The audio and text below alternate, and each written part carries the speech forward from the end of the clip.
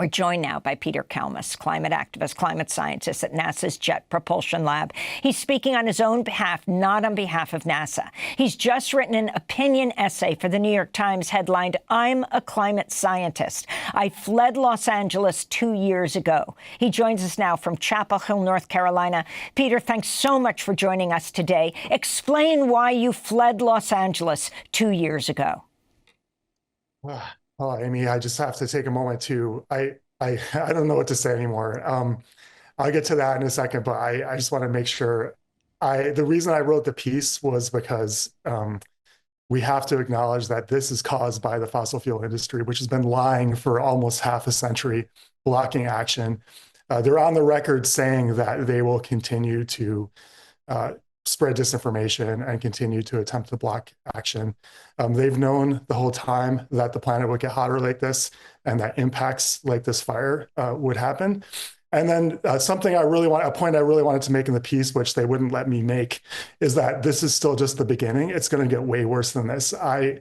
2 years ago, 2020, when that Bobcat fire happened, the whole time I was living in Altadena, it was getting hotter and more fiery and drier and smokier. And it just didn't feel like I could stay there. Like I could, so, when you have a trend line, things getting worse every year, right? Like, where's the point where it breaks? Like you keep going and keep pushing the system, getting hotter and hotter, getting drier and drier, right? Like emitting more and more carbon dioxide from burning fossil fuels. Eventually things break. I didn't expect my neighborhood to burn this soon. Explain what's happened, Peter, in Altadena, in the town that you left.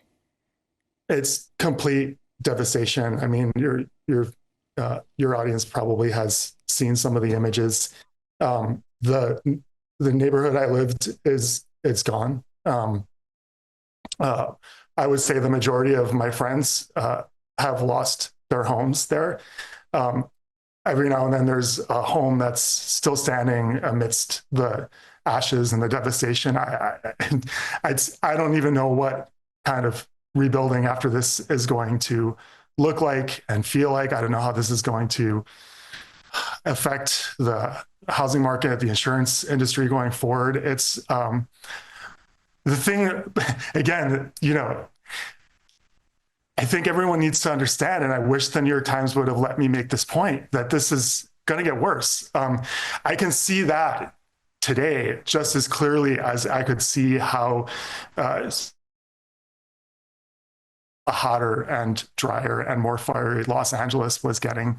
I mean, I think in the future, if we don't change course very quickly, and maybe it's even too late to avoid some of these much more catastrophic impacts. But I'm fully expecting heat waves to start appearing where 100,000 people die, and then maybe 1 million people die, and then maybe more after that as things get hotter and hotter, because there's no upper limit, right? Like we keep burning these fossil fuels.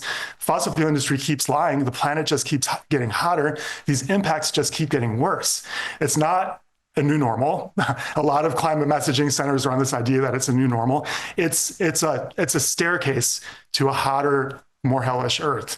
And a lot of climate impact predictions have erred on the side of least drama. It's hard for even scientists to wrap our heads around how everything is changing right now on planet Earth. No matter where you look, the indicators, when spring comes, how hot the winter is, habitats that are moving, ice that's melting. Everywhere you look in the Earth system, including, of course, ocean temperatures and land surface temperatures, you're just on this trend towards a hotter planet and all the impacts that are associated with it. And I don't know what it's going to take for us to stop all these stupid wars and come together and actually deal with the emergency that our planet is in the process of becoming less and less habitable and everything that means. We humanity, we've got a real crisis here and we're ignoring it. another paragraph they took out of the piece, both the Democratic presidents, President Obama and President Biden, they were very proud to expand fossil fuels. President Obama said, all that oil and gas expansion, that was me, people, right after he was done being president at a lecture he gave at Rice University. And now, of course, we have a Republican president coming into office who says this is a hoax, who's gaslighting the people who are following him. Like, I don't know how long it's going to take for conservative working class people to believe what's right in front of their eyes, that the planet is getting hotter and that we have to come together and stop listening to these clowns who say it's a hoax. I mean, look at it's all around us. Why do I have to be on Democracy Now! Saying this?